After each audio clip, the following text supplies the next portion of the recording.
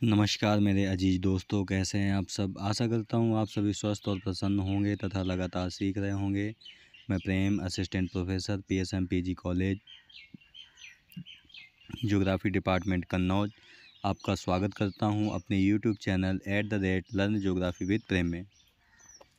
दोस्तों, मानव भूगोल के अंतर्गत जो हम भारतीय जनजातियों की सीरीज चला रहे हैं, उसमें हमने पिछले वीडियो में आपसे भारतीय जनजाति भोटिया के बारे में चर्चा की थी। उनके निवास क्षेत्र, उनकी शिक्षा, संस्कृति, भाषा, उनके सामाजिक संगठन, खान पान व व्यवसाय आदि के बारे में हमने विस्तृत चर्चा की थी आपसे। ठीक है दोस्तों, इसी सीरीज को आगे बढ़ाते हुए आज हम बात करते हैं आपसे अगली भारतीय जनजाति की, जिसका नाम है गद्दी जनजाति। ठीक है, यानी गद्दीस ट्राइब्स। चलिए शुरू करते हैं आज का लेक्चर। दोस्तों, इस चित्र के माध्यम से आपको गद्दी जनजाति के कुछ सदस्यों को दिखाया गया है और यहाँ पर आप इस क्षेत्र को भी देख पा रहे होंगे कि ये पहाड़ी एरिया है, ये बर्फ़ से ढका हुआ क्षेत्र है। इसमें 5-6 सदस्य आपको दिखाए गए हैं जो कि गद्दी जनजाति से हैं और ये भेड़ बकरियों का पालन कर रहे हैं। ठीक है, यानी कि भेड़ बकरियों को चरा रहे हैं अपने।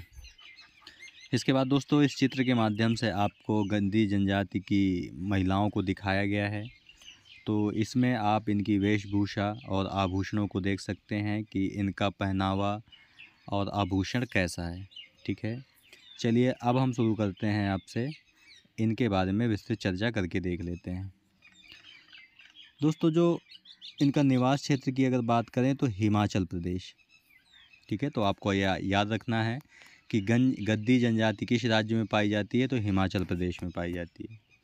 हिमाचल प्रदेश में राज्य के भीतर जनजातियों का एक महत्वपूर्ण अनुपात है। राज्य में विभिन्न प्रकार की जनजातियां जैसे किन्नर या किन्नौर, लाहुएल, स्पिटियन, पंगवाला, गुज्जर पाई जाती हैं। ठीक है, यानी जो हिमाचल प्रदेश है, हिमाचल प्रदेश के अंतर्गत विभिन्न सारी जनजातियां पाई जाती हैं, जैसे कि गद्दी, किन्नौर, किन्नर, पंगवाला, गुज्जर आदि। गद्दी उनमें से एक है जो हिमाचल प्रदेश के मांडी, कांगड़ा और चंबा ज़िलों में निवास करती है। यानी हिमाचल प्रदेश के जो अलग अलग ज़िले हैं उनमें मंडी, कांगड़ा और चंबा ज़िलों में इनका निवास क्षेत्र है जो कि गद्दी जनजाति है। ठीक है दोस्तों, इस चित्र के माध्यम से आपको भारत का एक मैप दिखाया गया है और आपको हिमाचल प्रदेश की एक लोकेशन दिखाई गई है। ठीक है, तो हिमाचल प्रदेश में आपका जो ये येलो कलर से एरिया जो दिखाया जा रहा है, यहाँ पर रहती है आपकी गद्दी जनजाति। ठीक है, इसके अलावा दोस्तों, इस चित्र के माध्यम से पार्टिकुलर आपको हिमाचल प्रदेश का एक मैप दिखाया गया है जिसमें आपका कांगड़ा है। ठीक है, ये आपका मंडी है।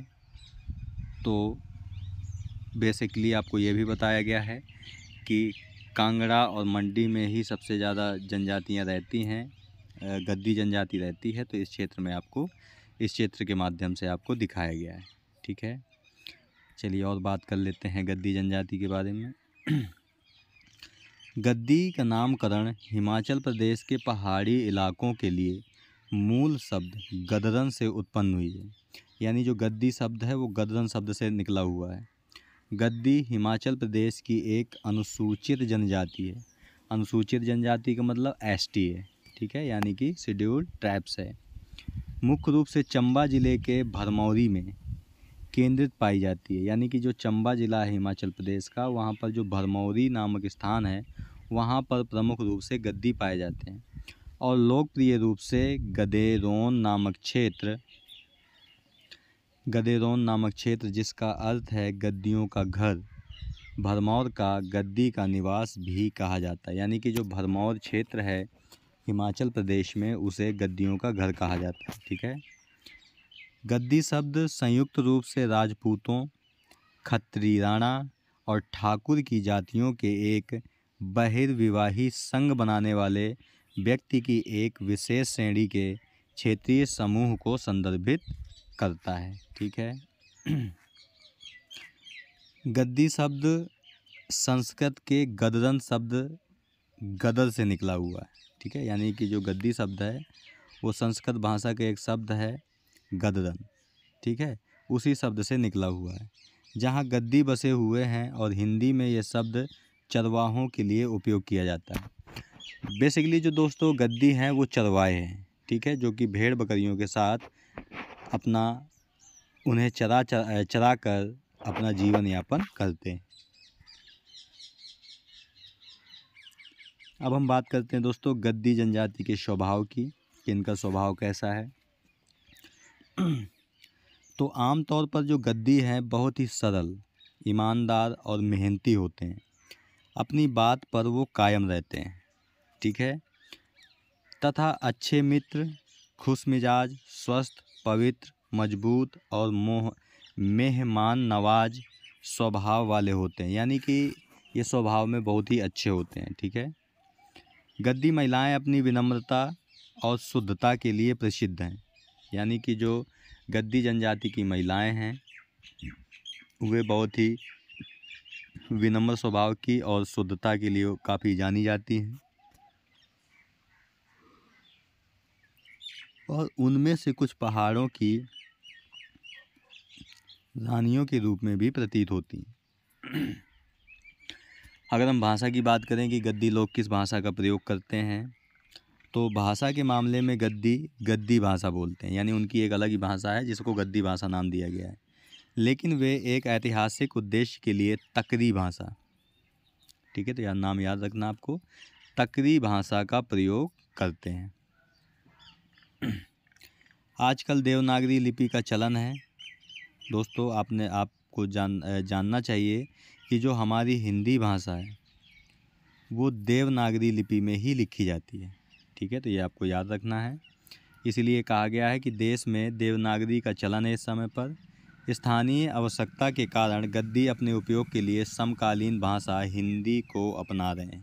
यानी ये गद्दी भाषा का प्रयोग तो करते ही करते हैं, साथ ही साथ अपनी हिंदी भाषा को भी ये अपने कल्चर में ढालते जा रहे हैं।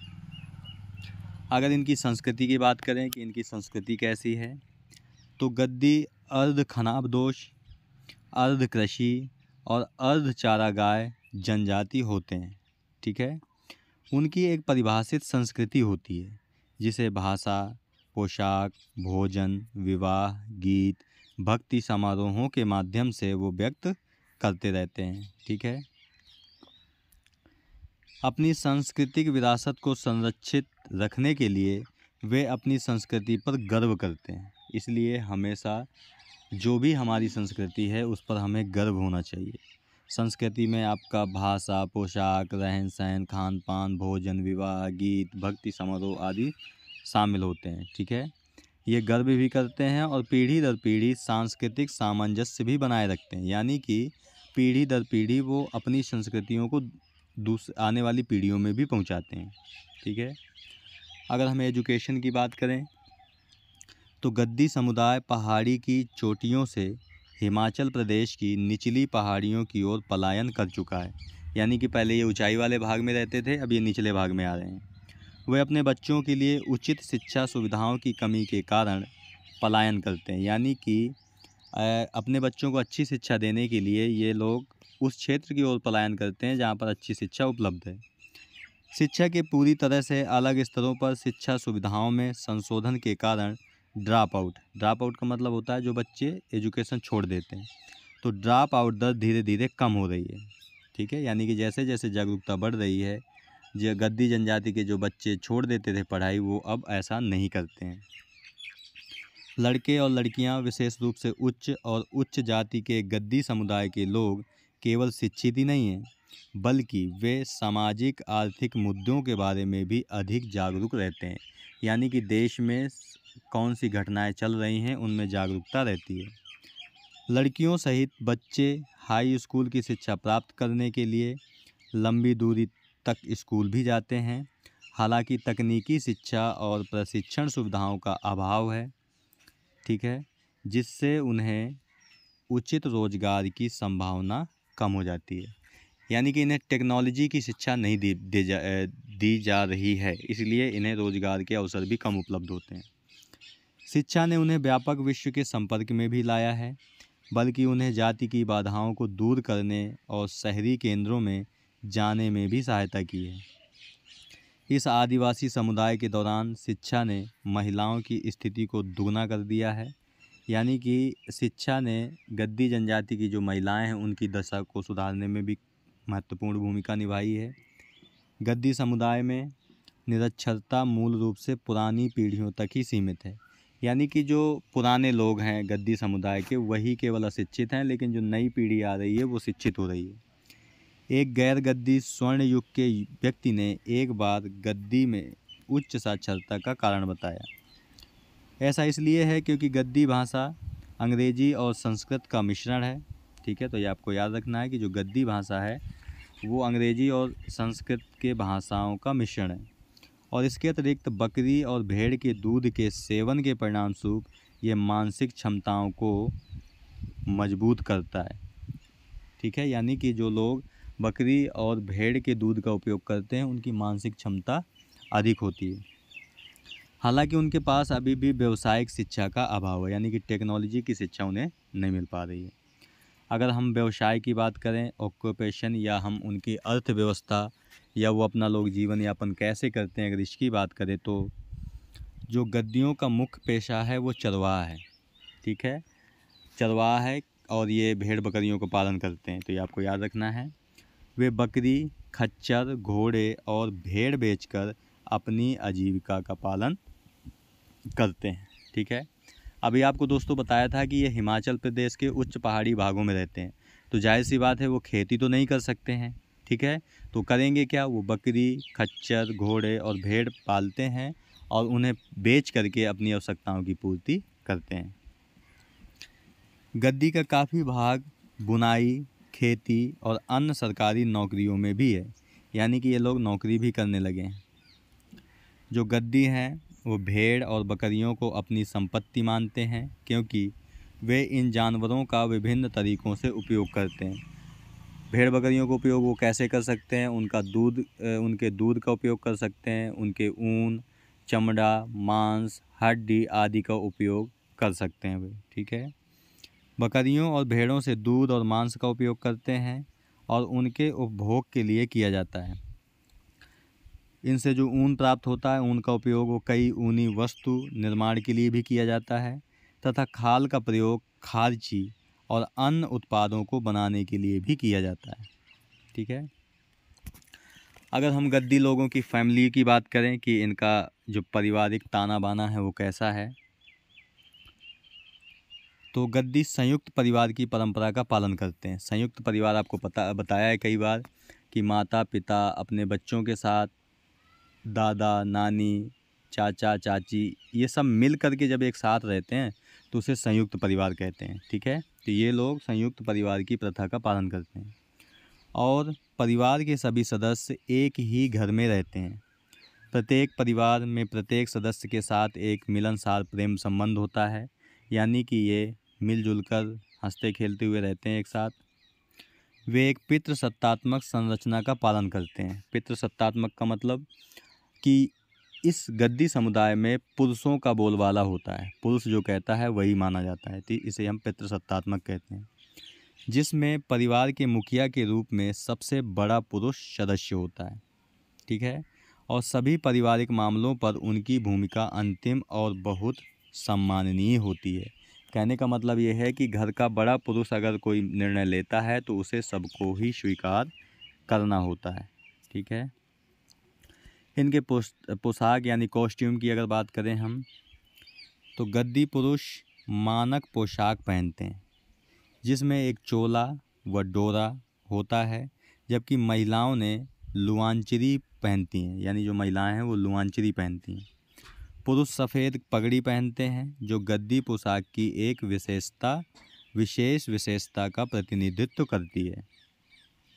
ठीक है, चूँकि गद्दी अनिवार्य रूप से पेशे से चरवाए हैं और उन्हें अत्यधिक मौसम की स्थितियों में रहना पड़ता है, इसलिए उनकी पोशाक बनाने के लिए पट्टी यानी बुने हुए ऊनी कपड़े का उपयोग किया जाता है। जाहिर सी बात है दोस्तों कि ये हिमाचल प्रदेश के उच्च पहाड़ी भागों में रहते हैं, जैसा कि ऊपर चित्र में भी दिखाया गया था कि आसपास पूरी बर्फ़ पड़ी हुई थी, तो अगर बर्फीले एरिया में रहेंगे तो ये ऊनी कपड़े ही पहनते हैं। ठीक है, और घुटनों के नीचे तक पहुंचने वाला एक ढीला ढाला पट्टू यानी हाथ से काता हुआ कोट, ठीक है, कोट जिसे चोल के नाम से जाना जाता है, शरीर पर पहना जाता है। सर्दियों के मौसम में कानों को ढकने के लिए फ्लैप का इस्तेमाल किया जाता है। टोपी के सामने सूखे फूलों पंखों का एक गुच्छा मोतियों की एक स्ट्रिंग से सजाया जाता है। जूते आमतौर पर चमड़े से बने होते हैं। जाहिर सी बात है दोस्तों कि ये जो भेड़ बकरियों का पालन करते हैं उन्हीं के चमड़े से ये जूते बनाते हैं। उन्हें आमतौर पर मोचारू कहा जाता है, यानी कि गद्दी लोग जो जूते चमड़े से बने हुए पहनते हैं उन्हें क्या कहते हैं, मोचारू कहते हैं, ठीक है। और वे काफ़ी भारी होते हैं और लंबी अवधि तक चलते रहते हैं। अगर हम अब आभूषण की बात करें कि ये लोग पहनते क्या हैं, यानी कि कौन कौन से आभूषण पहनते हैं, तो गद्दी के अधिकांश पारंपरिक गहने चांदी के होते हैं, ठीक है, यानी कि चांदी नामक धातु का इनके जीवन में विशेष महत्व है और इस पर मीना का काम होता है। हालांकि गद्दी समुदाय में चांदी को पवित्र माना जाता है, लेकिन नाक के लिए वे केवल सोने के आभूषण पहनते हैं, ठीक है। नाक के लिए जो भी चीज़ें बनती हैं तो वो उसके लिए सोने का उपयोग करते हैं। चांदी के आभूषणों के लिए समुदाय की पूरी तरह से स्थानीय बाजार पर निर्भरता होती है, यानी कि चांदी के आभूषण वह अपने ही बाजार से खरीद लेते हैं। गद्दी जनजाति के कुछ आभूषण निम्न प्रकार के हैं, ठीक है, जैसे चिरियो, झुमका, पेरिस, फुल्लू, बालू, चंद्रहरी, दुरु और फुली। ये गद्दी समुदाय की महिलाओं के द्वारा पहने जाने वाले प्रमुख आभूषणों के नाम हैं। इसके बाद बात कर लेते हैं इनके आहार और पोषण यानी कि डाइट और न्यूट्रिशन की। तो गद्दियों का जो आहार है वो मक्के की रोटी है, जो आकार में काफ़ी बड़ी होती है और एक व्यक्ति के लिए दाल या कुछ स्थानीय रूप से उपलब्ध सब्जियों के लिए पर्याप्त होती है, ठीक है, यानी कि मक्के और दाल का सेवन ये अधिक करते हैं।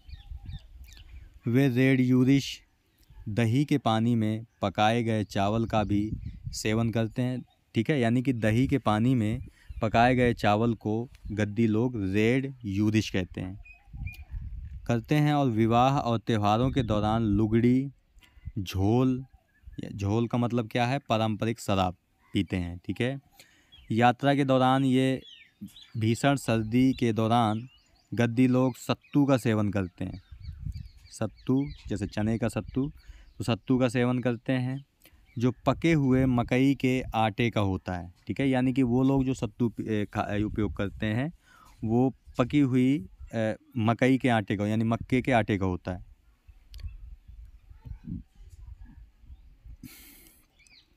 घी या चीद का मतलब होता है खुबानी का तेल खाना पकाने के माध्यम के रूप में प्रयोग किया जाता है।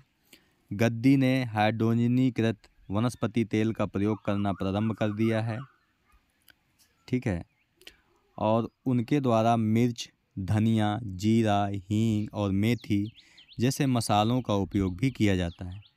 कुछ गद्दी ने इलाके में सेब उगाना भी शुरू कर दिया है और उन्हें अधिकतर स्थानीय लोग सेवन करते हैं, ठीक है, यानी कहने का मतलब ये है कि इनमें शिक्षा का जैसे जैसे विकास होता जा रहा है, इनका रहन सहन और खान पान भी लगातार बदलता जा रहा है, ठीक है दोस्तों।